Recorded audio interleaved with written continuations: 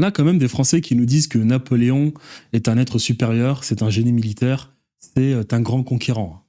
C'est incroyable. C'est-à-dire qu'il n'y a qu'un Français pour être autant dans le déni. Tu poses la question à un Allemand, il te dira non.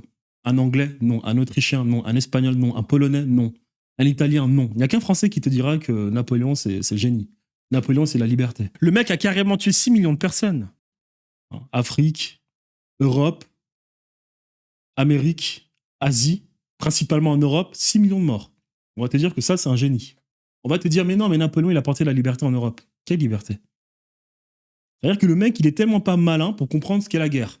La France était dans une pauvreté extrême depuis Louis XIV jusqu'à la Révolution française. Il fallait renflouer les caisses de l'État. Napoléon a existé parce que les francs-maçons lui ont permis d'exister, puisque c'est eux qui faisaient la Révolution française. Napoléon était là pour terminer le travail. Pour terminer le travail, il fallait renflouer les caisses de l'État. C'est pour ça qu'il a fait la guerre. Il s'est mis à piller l'Espagne, l'Italie, tous les pays de l'Allemagne. Ils vont te dire c'est un génie. Ils vont te dire qu'il a apporté la liberté. Vous vous rendez compte quand même que l'Angleterre, avant la Révolution française, avait quand même connu 2 révolutions. Des bourgeois avaient quand même essayé de faire la révolution. Depuis la Magna Carta en 1215, ils essayaient de brider le roi. Ils ont fait leurs 2 révolutions.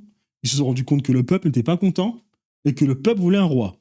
Ils se sont rendus compte qu'ils ne peuvent pas avancer sans roi dans ce pays. Ils ont trouvé un bon compromis, la monarchie constitutionnelle.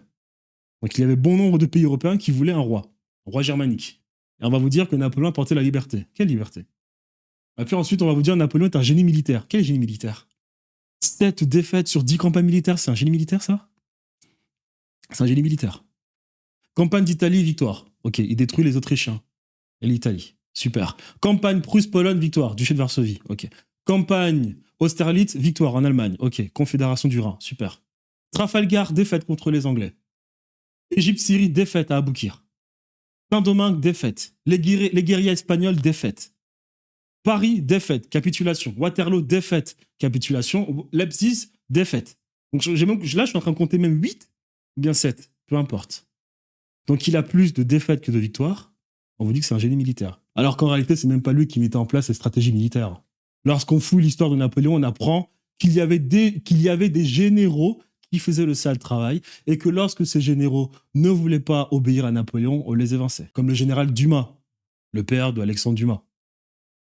Napoléon. Il y a vraiment qu'un Français pour nous raconter des conneries pareilles.